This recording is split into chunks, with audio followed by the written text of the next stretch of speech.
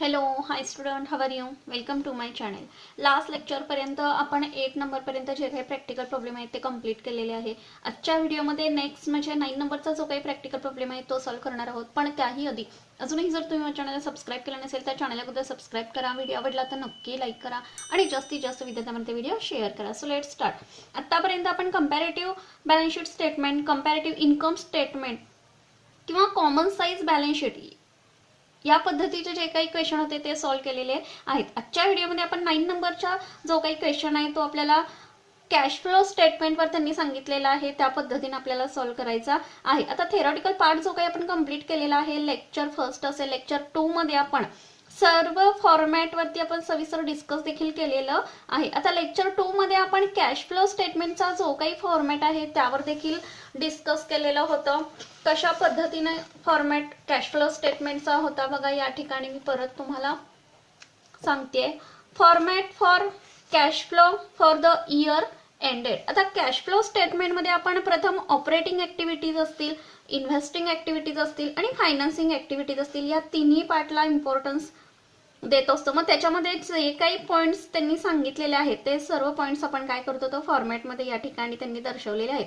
पण क्वेश्चनमध्ये जेवढी काही इन्फॉर्मेशन गिवन केली असेल तेवढीच आपण काय करणार आहोत फॉर्मॅटमध्ये घालून क्वेश्चन सॉल्व्ह करणार आहोत. या पद्धतीनं कॅश फ्लो स्टेटमेंटचा जो काही फॉर्मॅट आहे तो फॉर्मॅट असतो आणि याच पद्धतीनं आपण कॅश फ्लो स्टेटमेंटचा जो काही 9 नंबरचा क्वेश्चन आहे तो आपण आजच्या व्हिडिओमध्ये सॉल्व्ह करणार आहोत. विद्यार्थ्यांनी प्रथम फॉर्मॅट प्रिपेअर करून घ्यायचा आहे. जेवढे पॉइंट्स क्वेश्चनमध्ये गिवन केलेले आहेत तेवढे पॉइंट्स आपण त्या ठिकाणी मेन्शन करणार आहोत. बघा क्वेश्चनमध्ये काय सांगितलेलं आहे. Following is the balance sheet of Sakshi limited. Prepare cash flow statement. या ठिकाणी लायबिलिटी असेट सांगितलेल्या आहेत. लायबिलिटीज प्रिव्हियस इयर आणि करंट इयरचे सांगितलेले आहेत. असेट देखील प्रिव्हियस अँड करंट इयरचे सांगितलेले आहे. प्रिपेअर तुम्हाला कॅश फ्लो स्टेटमेंट सांगितलेलं आहे. सो विद्यार्थ्यांनी प्रथम काय करायचं आहे तर फॉर्मॅट प्रिपेअर करून घ्यायचा आहे. या ठिकाणी बॅलन्स शीट आपल्याकडे दिलेली आहे. लायबिलिटीज बघा प्रिव्हियस इयरचे सांगितलेले आहेत, करंट इयरचे सांगितलेले आहेत. असेट देखील प्रिव्हियस आणि करंट इयरचे दोन्ही सांगितलेले आहेत. आता प्रथम पॉइंट आपण कोणत्या ठिकाणी जाणार आहे हे सर्वात प्रथम आपण पाहणार आहोत. शेअर कॅपिटल कशात जातील. आता कॅश फ्लो स्टेटमेंट प्रिपेअर करतात असताना ऑपरेटिंग ऍक्टिव्हिटीज असतील, इन्व्हेस्टिंग ऍक्टिव्हिटीज असतील आणि फायनान्सिंग ऍक्टिव्हिटीज असतील. या महत्त्वाचे 3 पार्ट असणार आहेत. शेअर कॅपिटल हा फायनान्सिंग ऍक्टिव्हिटीज मध्ये आपण इन्क्लूड करून घेणार आहोत. मग प्रिव्हियसचे किती सांगितले तर 2 लाख अँड करंटचे किती सांगितलेले तर 3 लाख. म्हणजे 2 लाख मायनस 3 लाख आपण करून जो काही डिफरन्स येणार आहे तो आपण त्या ठिकाणी मेन्शन करणार आहोत. नेक्स्ट क्रेडिटर्स आपल्याला कशामध्ये ऍड करावे लागणार आहेत तर cash flow from operating activities जो काही आपण पॉइंट लिहिणार आहे ऑपरेटिंग ऍक्टिव्हिटीज आपण लायबिलिटी ही ऍड करणार आहोत. आता काय ऍड करणार आहोत तर एखादी लायबिलिटी जर इन्क्रीज झाली असेल, इन्क्रीज म्हणजे वाढलेली असेल, जेवढ्या अमाऊंटनी वाढली असेल तेवढ्या अमाऊंटने आपण त्या ठिकाणी ऍड दर्शवणार आहोत. आता या ठिकाणी प्रिव्हियसचे 60,000 सांगितलेले आहेत आणि करंटचे 90,000 सांगितलेले आहेत. म्हणजे प्रिव्हियस पेक्षा करंटची अमाऊंट आपली जास्त आहे. म्हणजे लायबिलिटी ती काय आहे इन्क्रीज झालेली आहे. कितीने इन्क्रीज झालेली आहे लक्षात घ्या. आता 30,000 नी इन्क्रीज झालेली आहे. त्यामुळे क्रेडिटर्स आपण ऑपरेटिंग ऍक्टिव्हिटीज मध्ये ऍड करणार आहोत. एक गोष्ट विद्यार्थ्यांनी लक्षात घ्यायची, एखादी लायबिलिटी जर इन्क्रीज होत असेल तर ती आपण काय करणार आहोत ऍड करणार आहोत. कारण लायबिलिटी जर इन्क्रीज झाली तर बिझनेसला लॉस होणार आहे. त्यामुळे जे काही लॉस होणार आहेत हे लॉस आपण काय करणार आहोत ऍड करून घेणार आहोत. आणि जर प्रॉफिट झाला तर प्रॉफिट आपण काय करणार आहोत लेस करणार आहोत.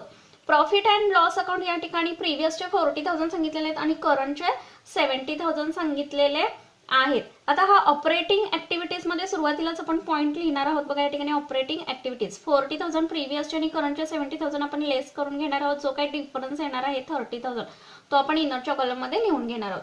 नेक्स्ट कॅश प्रिव्हियसचे आणि करंटचे दोन्ही सांगितलेले जो काही डिफरन्स येणार आहे किंवा 20,000 हे किंवा 10,000 जे काही आहेत ते आपण कोणत्या ठिकाणी लिहिणार आहोत तर लास्टला जो काही कॅश आणि कॅश इक्विव्हॅलंटचा जो काही पॉइंट आहे त्या ठिकाणी आपण काय करणार आहोत कॅश लिहून घेणार आहोत. नेक्स्ट डेटर्स या ठिकाणी प्रिव्हियसचे 1,40,000 सांगितलेले आहेत आणि 2,50,000 करंटचे सांगितलेले आहेत. आता जो काही डिफरन्स येणार आहे, आता या ठिकाणी आपल्याला लगेच लक्षात येईल की करंटचे जास्त सांगितलेले आहेत, म्हणजे एखादी असेट जर इन्क्रीज होत असेल तर काय होतंय, तर प्रॉफिट होतंय. प्रॉफिट मी सांगितलं की लेस होत असतो.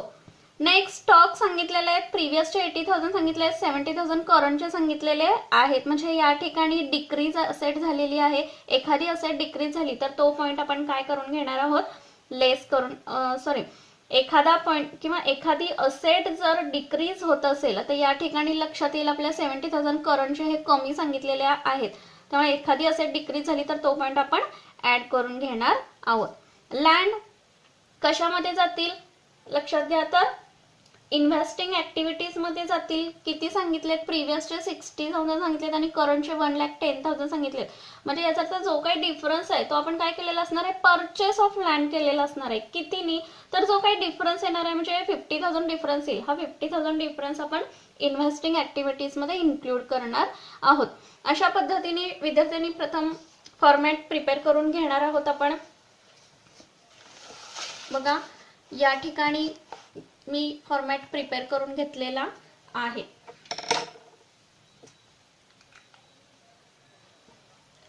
प्रथम cash flow from operating activities point आपण टाकायचा आहे, कारण ऑपरेटिंग ऍक्टिव्हिटीज असतील, नेक्स्ट इन्व्हेस्टिंग ऍक्टिव्हिटीज असतील आणि फायनान्सिंग ऍक्टिव्हिटीज असतील. हे तिन्ही पार्ट आपल्यासाठी इम्पॉर्टंट असणार आहे, कारण लास्टला जे काही आपण आन्सर काढणार आहोत A + B + C याच पद्धतीने आन्सर ते येणार आहे. नेक्स्ट बघा, cash flow from operating activities मध्ये आपण काय लिहिणार आहोत, तर प्रॉफिट जो काही दिलेला असणार आहे क्वेश्चन मध्ये, तर प्रॉफिट फॉर द इयर. मग प्रिव्हियसचे त्यांनी किती सांगितलेले होते लक्षात घ्या, तर 40,000 सांगितलेले होते. या ठिकाणी क्वेश्चन मध्ये आपल्या लक्षात येईल प्रिव्हियसचे 40,000 सांगितलेले होते आणि करंटचे 70,000 सांगितलेले होते. ते लेस करून डिफरन्स जो काही आलेला आहे तो आपल्याला मेन्शन करून घ्यायचा आहे. म्हणजे या ठिकाणी इनरच्या कॉलम मध्ये आपण लिहून घेणार आहोत किती, तर 30,000. Next point add. या ठिकाणी आपण काय केलेलं आहे, तर इन्क्रीज इन करंट लायबिलिटी. कोणती लायबिलिटी आहे बघा, या ठिकाणी क्रेडिटर्स प्रिव्हियसचे 60,000 आणि करंटचे 90,000 सांगितले, म्हणजे इन्क्रीज झालेला आहे. जर लायबिलिटी इन्क्रीज झाली तर तो पॉईंट आपण ऍड करून घेणार आहोत. आणि जो काही डिफरन्स राहिलेला आहे तो आपण इनरच्या कॉलम मध्ये लिहिणार आहोत, 30,000 क्रेडिटर्स. नेक्स्ट या ठिकाणी ऍड काय केलेला आहे बघा, decrease in current asset. Liability increase झाली तर आपण ऍड करतोय आणि असेट जर डिक्रीज झाली तर तो पॉईंट आपण काय करणार आहोत, ऍड करून घेणार आहोत. स्टॉक डिफरन्स आपण स्टॉकचा लिहायचा आहे, किती आलेला आहे तर 10,000 येईल. कारण क्वेश्चन मध्ये किती सांगितले, प्रिव्हियसचे 80,000 सांगितलेले आहेत आणि करंटचे 70,000. जो काही डिफरन्स आलेला आहे 10,000चा तो आपण ऍड केलेला आहे.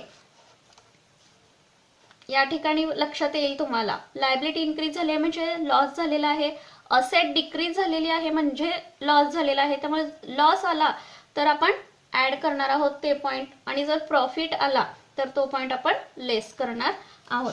या ठिकाणी इनरलाच आपण काय करणार आहोत, टोटल लिहून घेणार आहोत 70,000.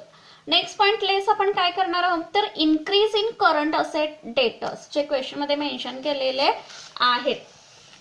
या ठिकाणी लक्षात घ्या, डेटर्स किती सांगितलेले आहेत, तर 1,40,000 प्रिव्हियसचे आणि करंटचे 2,50,000 सांगितलेले आहेत. लेस करून घ्यायचे आहेत. बघा डेटर्स या ठिकाणी इन्क्रीज झालेले आहेत, म्हणजे पॉइंट आपण काय करणार आहोत, तो लेस करून घेणार आहोत.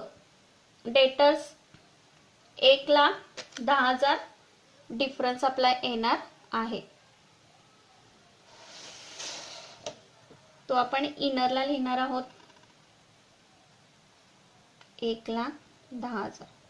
आणि 70,000 मधून 1,10,000 काय करणार आहोत, 1,10,000 आपण काय करणार आहोत, लेस करून घेणार आहोत. आता या ठिकाणी जी काही टोटल आलेली आहे ती डेटर्स पेक्षा काय आलेली आहे, कमी आलेली आहे. म्हणजे लेस केल्यानंतर आपला आन्सर ब्रॅकेट मध्ये येणार आहे, म्हणजे मायनस मध्ये येणार आहे. किती आन्सर आपला आलेला आहे बघा, 70,000 मायनस 1,10,000 आन्सर आपलं येणार आहे 40,000.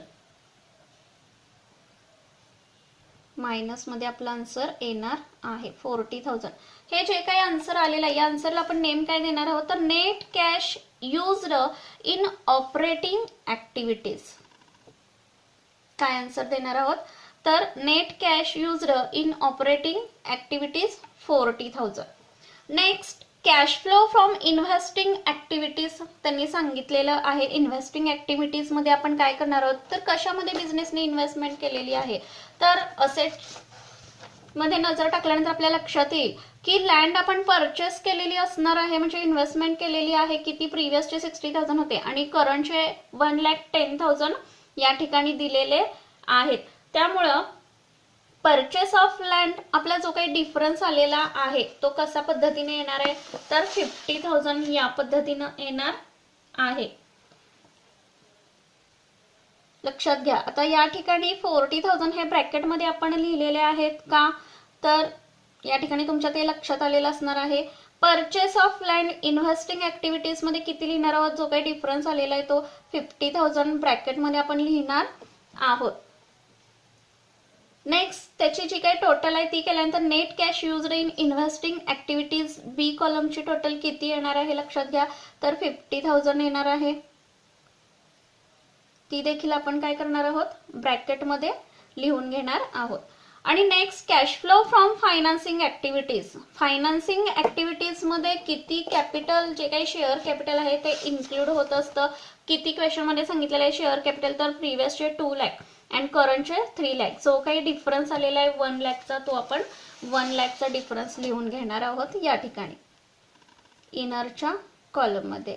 किती आलेलं आहे तर 1 लाख आलेले आहे. आणि जे काही आन्सर आपलं सी चं येणार आहे बघा net cash from financing activities किती आलेलं आहे तर 1 लाख आलेलं आहे.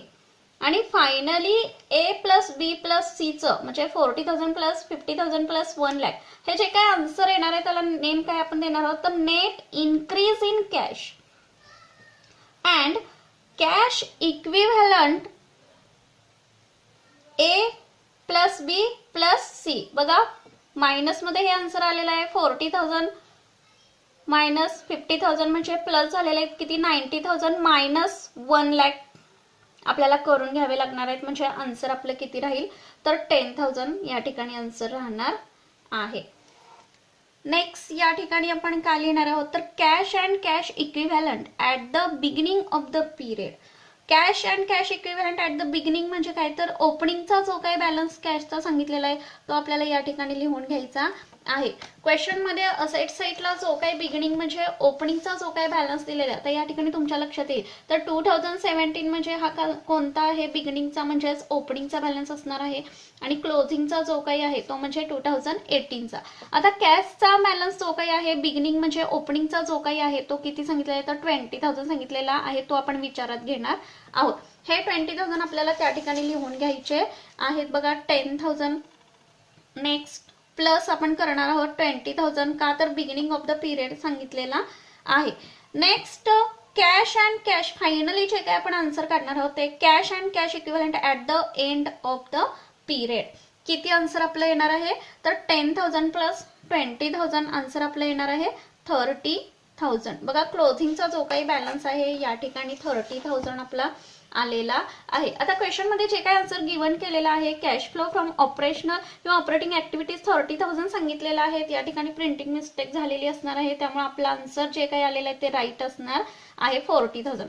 Cash flow from investing activities 5,000 सांगितलेलं आहे या ठिकाणी 10 त्यांचा राहिलेला असणार आहे.